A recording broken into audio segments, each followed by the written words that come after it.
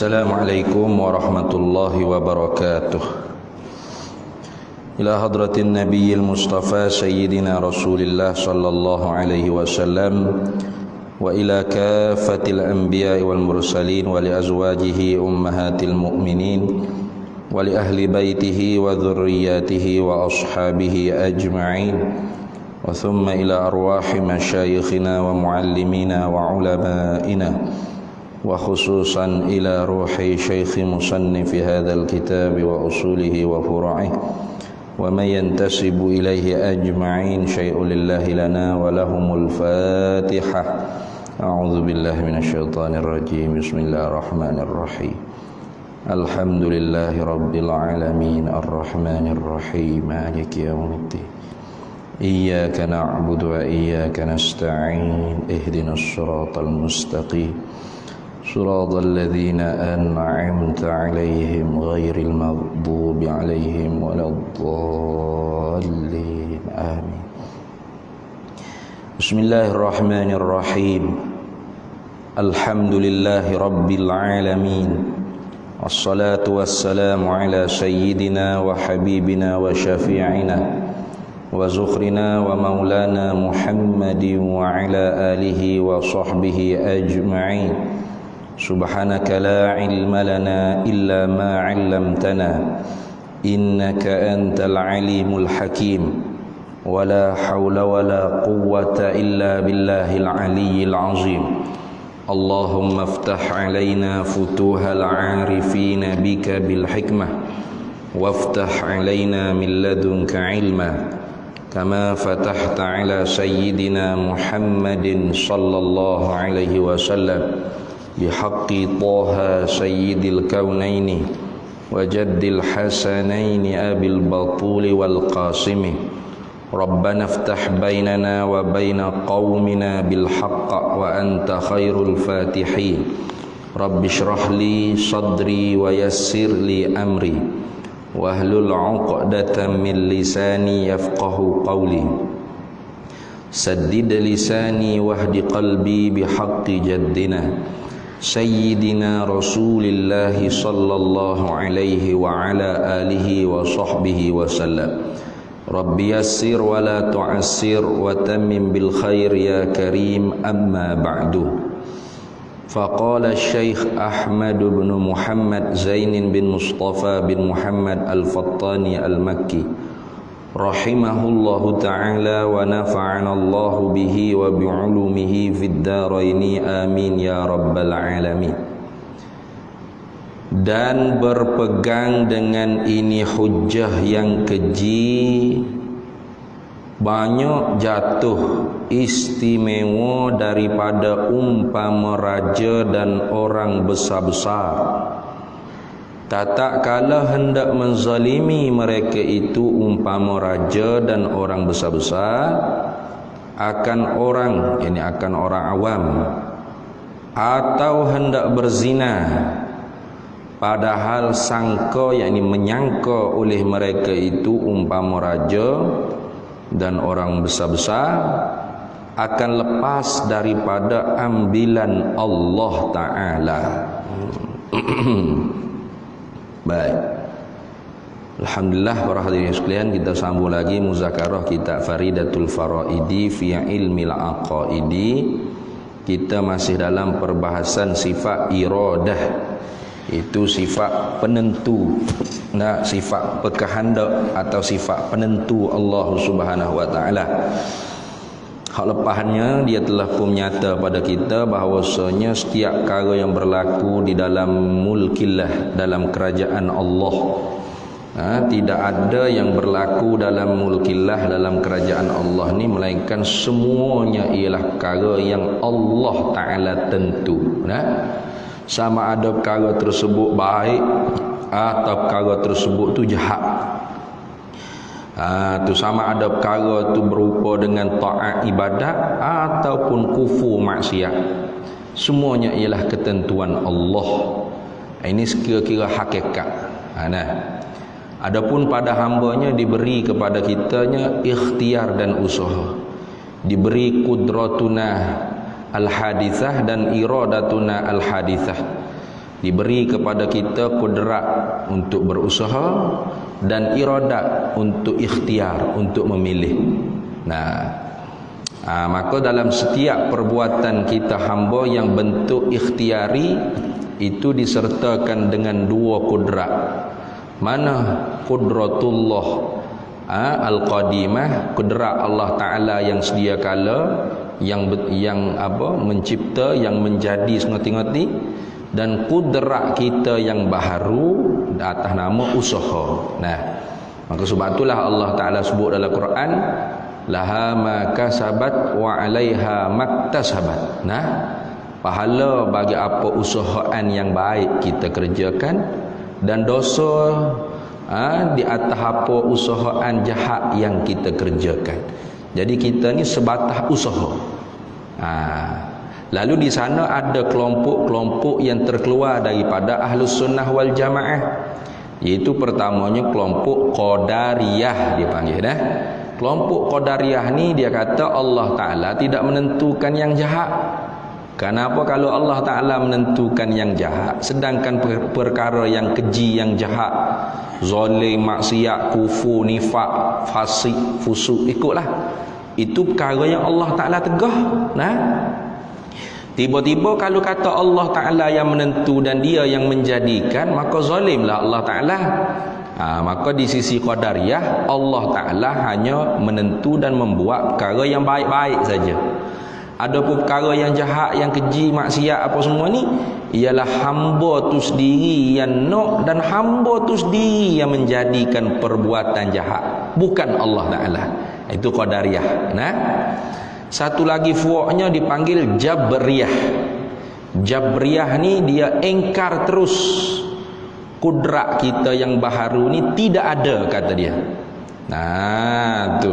Kita ni tidak ada kudrat dan iradat, tidak ada ikhtiar dan usaha. Lepas tu Allah belako-lako. Allah yang menentu, Allah yang menjadi kita hamba ni seperti kapas yang ditiup oleh angin. Kemana angin meniup, ke situlah kita dipupuk pergi. Ke kanan atau ke kiri. Tidak ada langsung pada diri kita tu ikhtiar dan usaha. Ini juga sesat, bahkan boleh jatuh kufur. Jadi kita Ahlus Sunnah wal Jamaah bagaimana pegangannya dalam masalah af'alul ibad, perbuatan hamba yang ikhtiariyah. Ya, perbuatan hamba ni ada dua. Af'alul ibad ittirariyah. Satunya perbuatan hamba yang dibangsa pada tergagah, dipaksa. Hak ni tak ada khilaf. Semua mazahib, semua firaq mengatakan perbuatan Allah. Contoh seperti kita nak tukur paku tu. Kita kelekung kena atas jari kita. Itu dia panggil ittirari. Kita tak sih. Kita tak ada nak. Gila apa nak katak jari diri dia tu ni. Ataupun aksiden. Ada orang nak aksiden. Niat dah nawaitu nak naik kereta tu, aku sahaja aku naik kereta tu memang nak aksiden. Tengok kereta lain melanggar, tengok tiapi tepuh gitu ah. Bodoh dia tu ni. Tapi terjadilah. Terjadi. Maka ni orang panggil perbuatan hamba yang bahasa terpaksa. Maka hak ni tak ada khilaf lah. Ahli sunnah pun kata perbuatan ni betul-betul perbuatan Allah, dan Qadariyah pun kata ini perbuatan Allah. Tu. Dan Jabariyah pun memang dah perbuatan Allah. Yang menjadi khilafnya ialah pada masalah af'alul ibad, perbuatan hamba, perbuatan kita, hak bahasa kita nak, kita usaha. Kita nak ikhtiar, maknanya pilih sebab kita ada iradat kita, dan kita usaha.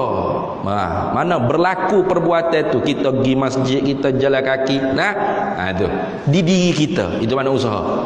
Maka kata Qadariyah, ini perbuatan kita yang menjadi. Sebab apa?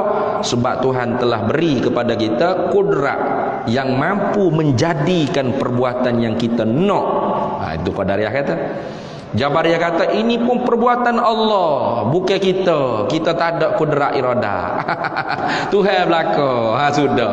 Itu Jabriyah. Ahlus Sunnah wal Jamaah tengah-tengah lah dia. Mana? Iaitu Perbuatan yang kita nak, kita usaha, zahirnya kitalah yang nak dan kitalah usaha. Dia panggil apa? Dia panggil mukhtaran zahiran. Kita tu seolah-olahnya seperti orang yang bebas memilih secara zahir. Nah, macam malam ni nak pergi masjid kau nak pergi disko, tak ada masalah apa. Boleh pergi belakang, nak tekan minyak pergi ke mana dak tu ni. Kau ada orang tekan minyak pergi disko, terbakar lalu tak tahu. Oh, kalau gitu tutup habis disko. Nah, tak ada, boleh ya. Boleh tu bukan nama halal, bukan. Maksudnya tak ada halangan. Betul tak? Tak ada. Kalau nak pergi tempat maksiat tu guling batin pecah perut lalu. Oh, tak ada orang nak buat maksiat, takut habis Nah, bebas. Nak pergi masjid boleh, nak pergi disko boleh. Nak pilih mana? Bebas tak? Bebas. Nah, tapi pada zahir, mukhtaran zahiran. Tapi pada batinnya majburun batinan, kita ni majburan batinan. Pada hakikatnya kita juga digagahi. Mana bila kita pilih nak pergi masjid, kita tahulah bahawasanya pilihan kita tu ialah ketentuan Allah sedia kala lagi. Dan kita tu dibalas kerana kita usaha, jalan kaki mari semua. Nah, usaha berlaku perbuatan tu di tubuh kita, itu dibalas pahala. Adapun yang menjadikan hasil perbuatan kita tu Allah. Karena kudrat yang memberi kesan, memberi bekah hanya kudratullah al-qadimah. Kudrat kita hanya sebatas usaha saja. Usaha tu tak memberi bekah, nah, tak memberi kesan. Itu. Sebab itulah Imam Zamakhsyari, seorang tokoh ulama balaghah, alim dalam balaghah. Tetapi di awal-awalnya dia berakidah dengan akidah Mu'tazilah, Qadariyah. Nah, berakidah dengan akidah Qadariyah, Mu'tazilah. Apa? Iaitu apa yang kita nak, kitalah yang buat. Mesti kita mampu buat, kerana Tuhan telah bagi dah kudrat di kita. Tuhan tak ada berkaitan apa dengan kita, kita yang menjadikan perbuatan kita. Walaupun alim dalam ilmu balaghah, tetapi terpleset sikit dalam ilmu akidah. Itu tak pelik lah. Tapi di awal-awal ya, kemudiannya bertaubat. Tapi taubatnya lagu mana? Takdir Allah Ta'ala dijodohkan dia dengan istrinya Ahlus Sunnah wal Jamaah. Bini dia orang Ahlus Sunnah wal Jamaah. Nah, maka si istrinya duk fikir, bagaimana nak nasihat suami ni? Nah, nak nasihat suami ni bukan orang biasa-biasa. Suami ni Imam Zamakhsyari. Nah, kitabnya sampai sekarang dirujuk, kitab tafsir Al-Kasyaf, iaitu tentang ilmu ma'ani bayan badai ilmu balaghah. Rujukannya ialah karangan Imam Zamakhsyari, karena alim dia dalam ilmu balaghah, bukan calah-calah lah. Orang alim besar, alim kabir. Lalu isteri dia fikir, salah tapi pegangan dia, tapi nak nasihat ni lagu mana? Ni tengok cerdik tak cerdik seorang isteri. Maka pada malam pertama, isteri ni kata ke suami dia, iaitu Imam Zamakhsyari, bini Imam Zamakhsyari kata, "Bang, ini kan malam pertama. Nah, kalau boleh nak 100 raung lah." Nah, 100 raung peh-peh lah tu orang ni, kau tak peh lagi dek sini. 100 raung buat projek ya, suami isteri. Imam Zamakhsyari kata, "Boleh, beres." Abang nak dah? No, nak tu ni. Malam pertama gini, mana nak dah? No, ada ikhtiar tu maknanya. No, benda kita nak kan? Pilih ya kita nak 100 raung. Imam Zamakhsyari kata, "No, boleh 100 raung boleh ni." Bo kena 3 raung, letih supaya kain bu dah layu dek tu ni. Tak agak ya tu. Tak agak dah yang abang tak agak dah. Abang tak agak dah kata. Bukan abang kata nak 100 raung.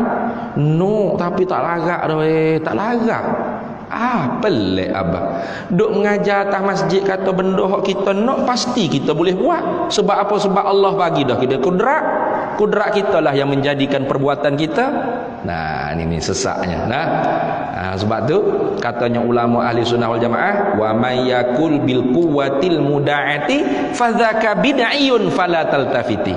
Barang siapa yang i'tiqad makhluk ni dapat memberi kesan dengan kudrat, kuwah, sifat kemampuan yang Allah Ta'ala jadikan pada dia, maka akidah ni bid'ah dolalah, sesat. Fala taltafit, jangan kita ikut. Itu dah. Maka Imam Zamakhsyari pun termenung. Iya juga itu ni. Bini dia kata, bukan abang mengajar tiap-tiap benda kita nak. Kita nak ke? Abang nak 100 orang? Nak. Kita mampulah buat sebab Tuhan bagi pada kita kudrat. Kitalah yang menjadikan perbuatan kita. Bukan Allah dah. Allah lepas dah daripada kita. Allah buat aja kudrat di kita. Kudrat kita lah yang menjadikan perbuatan kita. Tiap-tiap apa yang kita nak pasti kita mampu buat. Imam Zamakhsyari pun tersentak. Salah rupa-rupa yang aku duk i'tikad selama ni. Maka tobat dia daripada pegangan Mu'tazilah Qadariyah. Tu tobat di Imam Zamakhsyari. Akhirnya kembali kepada Ahlus Sunnah wal Jamaah. Tu. Jadi kita duk sembahyang. Kitakah yang menjadikan perbuatan kita sembahyang? Tidak. Hakikatnya Allah. Tapi kita basa diri kita sembahyang. Muduk mana ni mah? Aku telefon banyak kali ni tak boleh. Aku duk semaya tak ni. Aku duk semaya jawab gitu. Dia kata Allah semaya tak ni? Siap. Allah semaya kape. Aku duk semaya apa? Basa diri kita sebab apa? Sebab perbuatan tu zahir di tubuh badan kita. Tapi yang menjadikan perbuatan tu hakikatnya siapa? Allah. Kita sebatas usaha saja. Maka dibalah pahala tu kerana usaha kita. Laha makasabat wa 'alaiha maktasabat. Kasab usaha baik, iktisab usaha buruk. Ingat tu dah. Tu. Dalam Qurannya Allah Taala kata wa ma ramaita iz ramaita walakinnallaha rama. Wa ma ramaita, tidaklah ketika mana engkau melontar tu hai Nabi Muhammad sallallahu alaihi wasallam. Wa ma ramaita iz ramaita, tidaklah melontar engkau hai Nabi Muhammad ketika mana engkau melontar itu, walakinnallaha rama, akan tetapi Allah lah yang menjadikan perbuatan melontar kamu itu. Jadi Allah Ta'ala kata ramaita, kamu melontar. Itu maknanya boleh kita isnad, mana sandarkan perbuatan tu perbuatan kita. Tapi hakikatnya yang menjadi perbuatan tu ialah Allah. Itu. Tu dalil menunjuk kata bahawasanya boleh kita sandarkan perbuatan kita, dan hakikatnya ialah yang menjadi perbuatan tersebut ialah Allah. Itu. Sebab tu Tuhan kata wa ma ramaita iz ramaita, dan tidaklah melontar engkau hai Nabi Muhammad iz ramaita, ketika mana engkau melontar. Jadi Allah Ta'ala sendiri sebut ketika mana engkau melontar. Artinya Allah menyandarkan perbuatan melontar tu kepada Nabi Muhammad sallallahu alaihi wasallam. Tetapi kemudian Allah mengajarkan hakikatnya apa? Walakinnallaha rama, akan tetapi yang menjadikan perbuatan melontar Allah. Itu. Itu.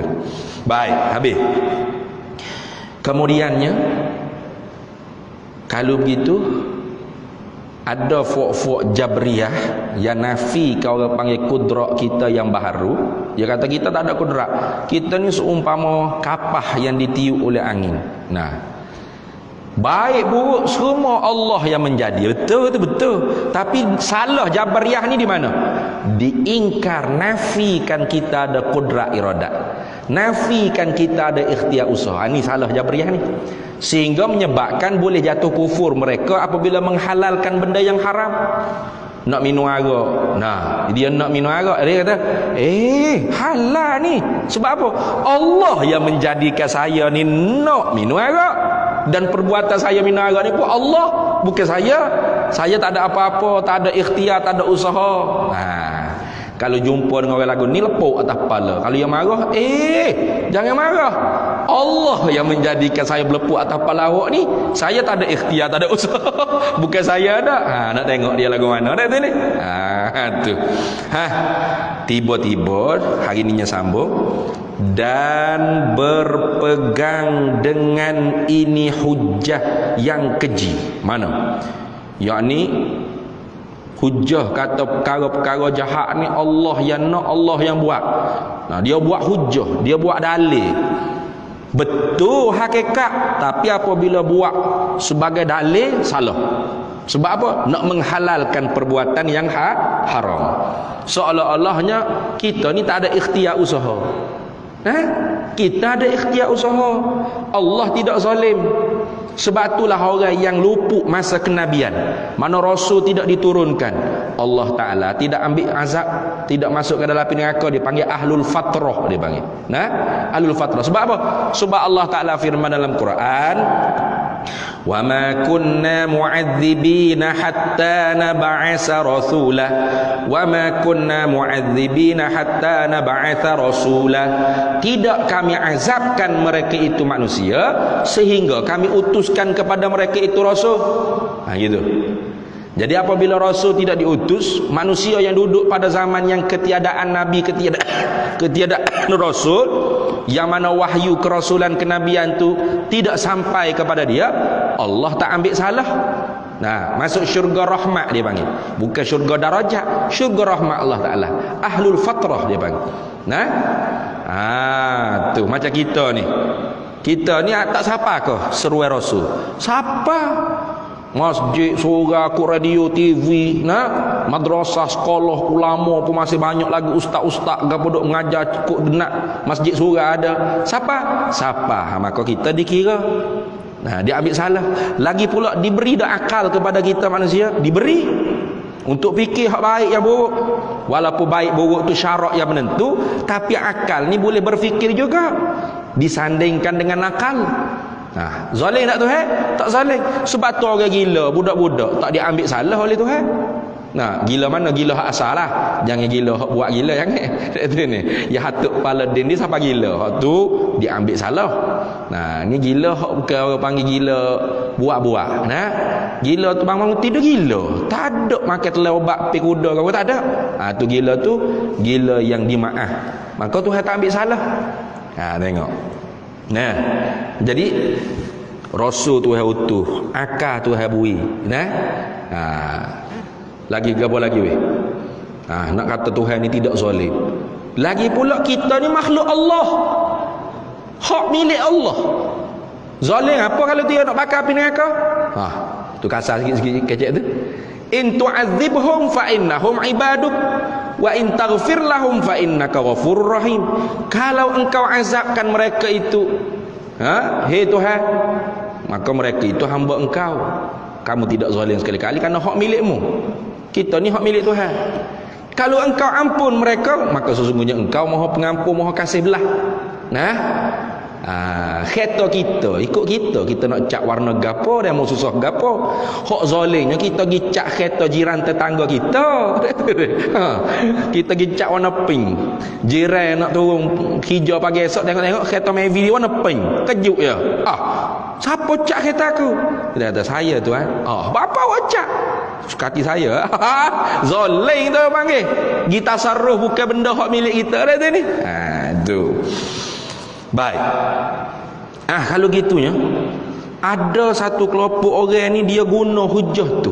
Hak baik buruk tu Tuhan buat belaka. Jadi dia guna hujah hak buruk tu Tuhan buat sebagai nak menghalalkan perbuatan buruk dia. Tengok dia kata. Dan berpegang dengan ini hujah yang keji, banyak jatuh, mana banyak berlaku. Istimewa, mana lebih-lebih lagi daripada umpama raja. Bukan mestinya raja, ada juga raja hak soleh, raja hak baik, raja hak mukmin, raja hak beriman. Tapi umpama raja hak zalim lah ni. Umpama raja hak jahat, hak zalim, hak tolu, hak bengong. Tu dia berhujah dengan hujah yang keji ni. Dan orang besar-besar, mana orang kena menteri-menteri ke, YB ke, dia ni. Tu. Padahal dia dok cara ke ekonomi rakyat, dia dok riswah, dia dok main duit banyak. Bila jatuh ekonomi teruk, rakyat merana, dia pun kata kan, jangan marah ke menteri. Allah belaka ni tuan-tuan yang mulia. Ni. Nyakit ni. Betul sungguh ni. Orang kena betul. Bila tu dia berhujah dengan hujah yang keji ni, tak kalau hendak menzalimi mereka itu umpama raja dan orang besar-besar akan orang awam, orang yang ni orang awam. Tak kalau menolak zalimi orang awam, orang rakyat jelata, dia guna hujah ni. Ada itu ni. Dia guna hujah ni padahal dia ada wak hijau. Siapa duit Thailand pun lebih mahal pada duit kita. Siapa kau pelabur-pelabur pakat pergi Indonesia belaka. Salahnya tu duduk berkekor sama-sama kan, menteri sama-sama pemimpin politik. Ekonomi jatuh tak kalau politik tak stabil. Itu ni. Tapi apabila berlaku gitu, sebelum nak berlaku tu dia kata, jangan marah ke kami lah. Allah belaka ni tuan-tuan yang mulia. Tu tengok. Zalim tu. Zalim. Tu. Atau hendak berzina, tak ada kira. Dia nak berzina ni. Kemudian dia berhujah. Saya nak berzina ni pun Allah lah yang menentu, Allah lah yang menjadi. Halal lah tu tengok. Boleh tu kafir tu, bahaya tu. Sangka dan sangka ini padahal wawul hal. Padahal sangka ini menyangka oleh mereka itu umpama raja dan orang besar-besar akan lepas daripada ambilan Allah. Mana ambilan ni ambil salah, ambil seksa oleh Allah. Padahal dia duk suka kata Allah tak akan seksa dia dalam api neraka. Lepas dia daripada api neraka. Sebab apa? Sebab dia berhujah dengan hujah yang sebenar. Betul lah, Allah Ta'ala belaka yang menentu dan Allah Ta'ala yang menjadi. Tetapi Allah bagi ikhtiar usaha. Itu kena faham tu. Tu. Maka tak boleh kita berhujah dengan hujah Allah menentu dan menjadi perbuatan yang buruk, yang keji itu sebagai nak mengharuskan kita mengerjakan perbuatan yang salah, yang keji tadi itu. Tak boleh. Tu tengok. Dan murkanya ni atah pada kata ambilannya. Yani padahal sangka, yakni menyangka oleh mereka itu umpama raja dan orang besar-besar tadi itu akan lepas daripada murkanya, murka Allah. Dia panggil ataf musabbab min atfis sabab alal musabbab gitu. Daripada atah kan sabab di atas musabbab. Itu sebab murka tu dapat seksa dari tu ni. Kita dapat masuk syurga sebab apa? Rahmat Allah Ta'ala. Orang yang dihumbai oleh Allah Ta'ala masuk neraka sebab apa? Sebab murka Allah Ta'ala. Gitu. Bila Allah Ta'ala murka, maka dihumbai masuk api neraka. Itu dia panggil min atfis sabab alal musabbab. Maka dia suka kata Tuhan tak murka lah, Tuhan tak marah dia ni. Dia ni, dia buat zalim, dia buat jahat, dia buat maksiat ke gapo, dia berhujah Tuhan lah ni. Dia ni. Tu banyak berlaku lagu tu. Barangkali zaman dulu, zaman lah ni pun ada juga. Ada juga. Maka tafriqnya, maka jika menceritakan demikian itu, demikian mana? Demikian perkara yang disengka tadi. Perkara yang disengka tadi tu tu. Maka jika menceritakan demikian itu, demikian perkara yang disengka. Apa perkara yang disengka? Yang lepas daripada murka Allah dan lepas daripada azab seksa Allah Ta'ala, oleh menghalalkan umpama zalim dan zina itu. Kalau dia kecek lagu tu dalam hal dia nak menghalalkan umpama zalim dan zina itu, jawab bagi maka nescaya kufur, yakni jadi kufur mereka itu umpama raja dan orang-orang besar. Orang besar-besar. Bila sebut kufur enggak, musannif berdoa wal a'yadzu billahi min zalik. Nah, minta berlindung kita dengan Allah daripada demikian itu kufur. Nah, tu kerana kufur ni tak ada lah, kekal lah api neraka. Nah, tu jadi kalau orang itu berhujah dengan hujah ni, sambil-sambil tu dia dalam hatinya, zina ni halal, curi ni halal, bunuh orang ni halal, merampok ni halal, meriswah ni halal, melakukan kezaliman ni halal, maka ketika tu kafir dia. Itu kalau dia menghalal. Ada lah. Baik. Demikian lagi. Apa demikian lagi? Yakni haram. Tiada harus, yakni haram bagi kita mukallaf ni, bagi seseorang ni, haram kita berpegang dengan hujah yang tersebut, dengan dalil yang tersebut. Mana yang tersebut? Yakni yang keji itulah. Tu ya, dia berhujah kata tiap-tiap kejahatan itu dengan kehendak Allah dan qadarnya Allah. Kerana sebelum ni dia sebut dah, haram kita berhujah dengan bahawa tiap-tiap kejahatan itu ialah dengan ketentuan Allah dan perbuatan Allah. Bila tu haram? Dahulu daripada jatuh dalam maksiat tersebut. Dahulu, sebelum maknanya, sebelum daripada buat maksiat tu kita berhujah lagi tu haram. Tak buat lagi maksiat ni, tapi oleh kerana nak jadi nampak comel, nampak halal, nampak molek, kita pergi kait-kaitkan dengan Tuhan. Dia kata zina ni boleh je sebab Tuhan juga yang menentu, Tuhan hak buat perbuatan kita haram. Kalau dia kata halal zina, kafir. Tu. Tengok. Demikian lagi, yakni haram juga. Tiada harus, yakni haram berpegang dengan hujah yang tersebut. Mana hujah yang tersebut? Yakni bahawa tiap-tiap kejahatan itu dengan kehendak Allah dan qadarnya Allah dahulu daripada jatuh di dalam maksiat. Yakni sebelum daripada berlaku maksiat tersebut. Apa yang berhujah gitu? Supaya jadi jalan bagi mengerjakan maksiat, supaya luah jalan nak buat maksiat. Apa ke dia nyo Tuhan kan menentu, Tuhan kan buat ni. Mari itu ni. Tu yo juga lagi gigi. Siap. Tu dia panggil berhujah supaya jadi lorong buat maksiat. Tu.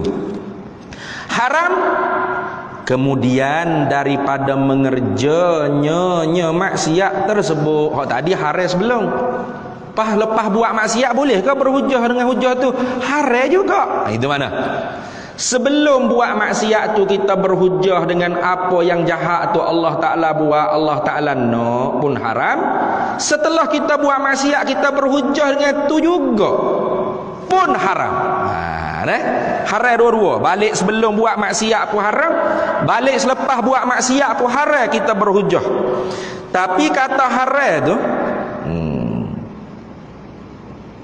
jika ini kait, kata haram kita berhujah kata yang maksiat, kejahatan, tiap-tiap kejahatan maksiat itu dengan kehendak ketentuan Allah dan perbuatan qadar Allah, perbuatan Allah, setelah mana kita mengerjakan maksiat tersebut haram kita berhujah dengan hujah tu kait. Jika qasak, jika niat. Tu jika qasak mana? Jika meniat ia seorang akan lari daripada had, lari daripada hukum hudud. Tu dia nak cek kata kabair, dosa besar ni, setengah daripada alamatnya ada hukum hudud padanya. Bukan mestinya setiap dosa besar tu ada hukum hudud. Kebiasaannya, ghalibnya, itu banyaklah. Kabair ni banyak. Kabair ni banyak. Setengah daripadanya tanda dosa tu dosa besar, Nabi laknat. La'anan Nabi sallallahu alaihi wasallam. Contoh dalam hadis-hadis sebut. Lagi contoh antara orang panggil dosa-dosa besar lagi, disebut janjian seksa di dalam Al-Quran. 2.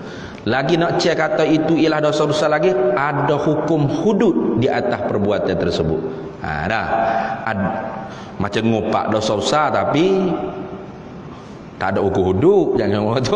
Oh, kalau gitu tiap-tiap dosa besar ada hukum hudud. Ngopak kena ada hukum hudud kan? Tak ada di sini. Tu tengok. Jadi ada beberapa alamat-alamat lah nak cek kata kabair ni, dosa besar ni.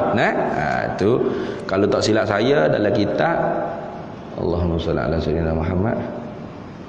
Tak apa dia sebut itu saya ingat. Kita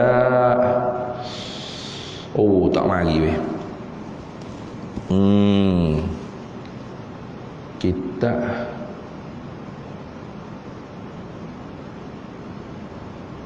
tak apa tak ingat dah. Duk baca kat pondok kita arak lah tapi nama dia tu tak ingat dah. Tak nak mari ni. Kena cek balik lah nama kitab tu kita apa. Tak ingat kita apa. Allah. Kitab Syarah Kharidah Bahiyah. Betul. Ilik betul. Baru ingat balik tu ni. Kitab Syarah Kharidah Bahiyah. Itu. Apa? Pada katanya dia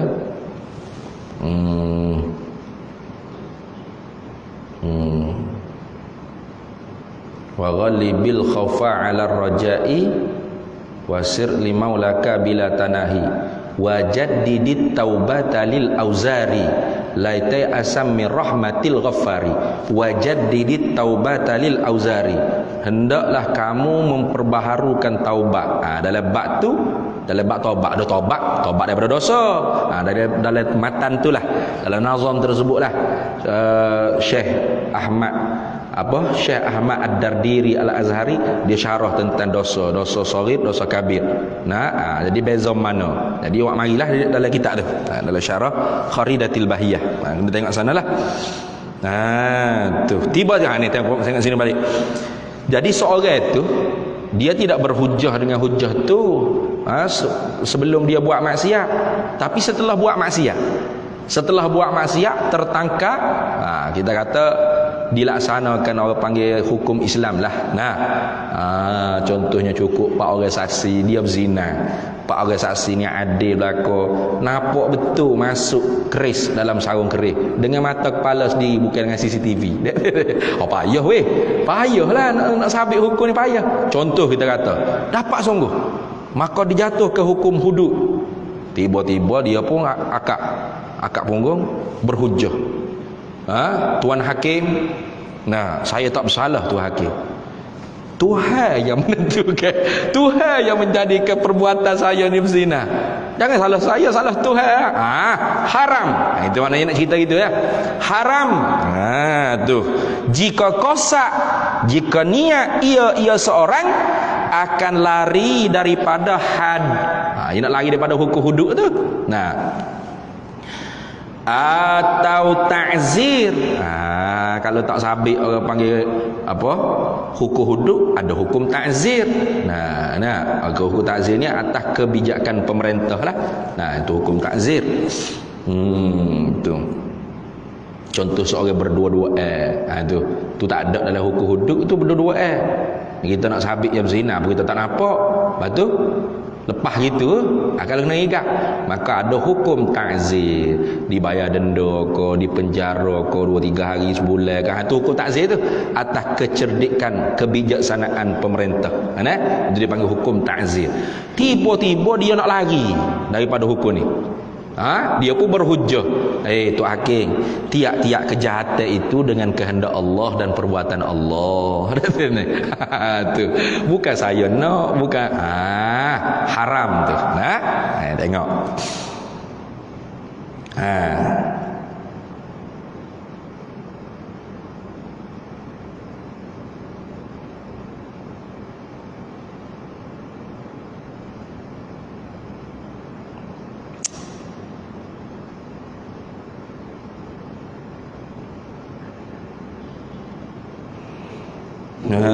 Tu habis. Atau ta'zir, atau nak lari daripada hukum ta'zir, lalu dia berhujah. Tiada haruh tadi tu. Tak kena tu. Takluk pada kata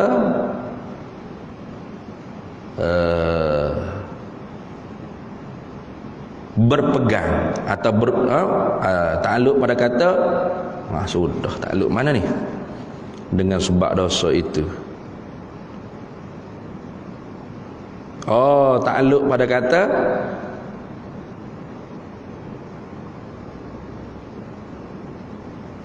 tak kena tu. Apa buat tiada harus tu? Tiada harus dengan sebab dosa itu tak kena.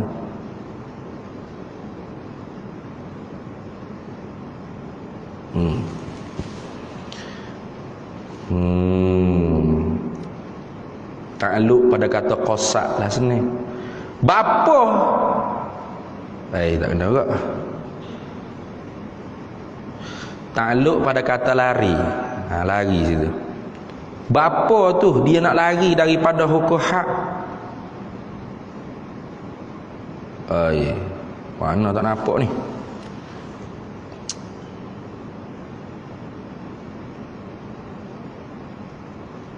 Masa ngaji mula, takluk pada kata tiada harus. Tiada harus tu dengan sebab dosa itu. Tak kena tu. Payah juga nak takluk mana dengan ni? Dengan ni haraja je kena ada muta'alaq dia. Tepat takluk dia tu tak jumpa. Tiada harus berpegang dengan hujah yang tersebut kemudian daripada mengerjanya kejahatan. Kata tiada harus tu jika tu kait, jika qosak ia seorang akan lari daripada had atau ta'zir. Tu. Oh, kalau gitu takluk pada kata hak dengan ta'zir lah. Apa tu hak atau ta'zir? Takluk situ selalu dah. Takluk dekat tu. Apa tu? Hak, kena hak atau ta'zir tu? Kena hak tu atau kena ta'zir tu dengan sebab dosa itu, dengan sebab dosa hak dia kerja tu. Takluk situlah sahihnya nampak. Tu. Habis. Jadi apa tu kena hukum hudud atau kena hukum ta'zir dengan sebab dosa itu, dengan sebab dosa dia kerja tu. Lalu dia pun berhujahlah dengan hujah tiap-tiap dosa kejahatan itu dengan kehendak Allah dan qadar perbuatannya Allah. Wahai tu hakim. Tujuannya apa? Nak lari daripada kena hukum hudud, kena hukum ta'zir tu lah. Apa kena hukum ta'zir, kena hukum hudud? Dengan sebab dosa tu. Gitu. Habis. Maka jika qosak, jika niat ia seorang akan menegah cerca orang atasnya atas seorang. Ini masalah lain pula. Habis itu. Jadi hak tadi tu haram tu. Walaupun setelah buat dah kerja maksiat tu, tapi dia berhujah dengan hujah tu kerana apa? Kerana nak lari daripada hukum Allah, hukum hudud atau hukum pemerintah, iaitu hukum ta'zir atau haram tu. Kemudian ni masalah baru.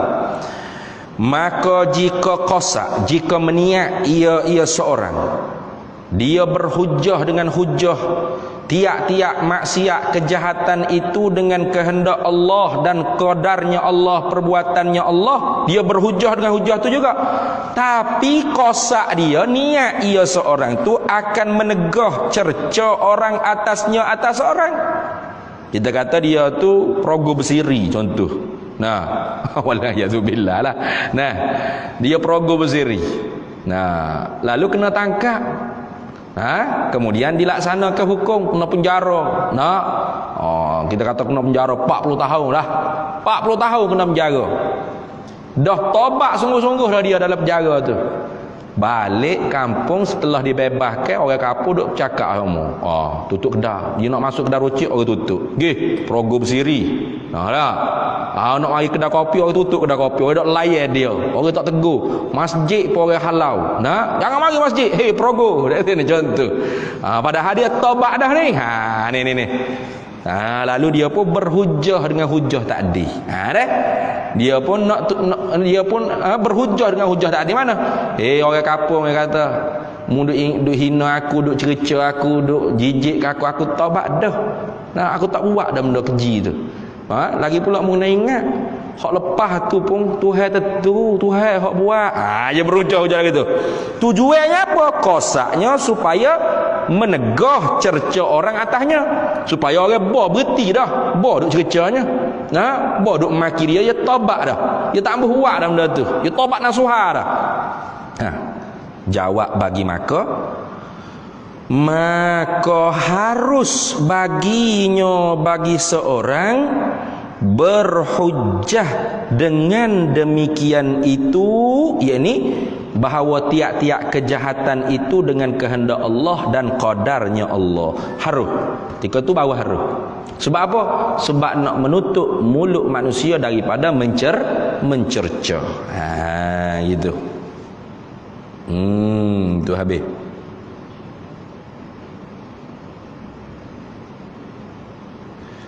Dan tiada harus baginya bagi mukallaf redha dengan maksiat. Tak boleh nak redha. Ini masuk bab redha pula. Redha bil maksiati maksiatun. Redha dengan maksiat tu ialah maksiat. Kita berhenti situ dulu. Dan tiada harus, yakni haram baginya bagi seorang mukallaf redha dengan maksiat. Redha ni maknanya berkenan. Kenan dengan maksiat. Rasa setuju dengan maksiat. Itu mana redha? Puas hati dia panggil. Ni. Tengok maksiat, puas hati dia. Rasa kena Kenan dah. Itu haram. Kita sambung semula pula insya-Allah. Masalah lain pula ni. Depan tak? Wallahu a'lam wa ilmuhu atam. Bismillahirrahmanirrahim. Allahumma inna nas'aluka min khairi ajilihi wa ajilihi ma 'alimtu minhu wa ma lam na'lam.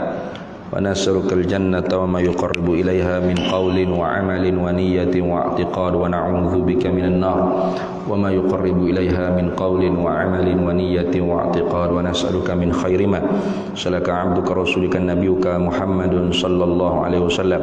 Allahumma faqihna 'ilma asy-syari'ati wal ma'rifati wat tariqati wal haqiqah واستعملنا بها بحق سيدنا محمد صلى الله عليه وسلم.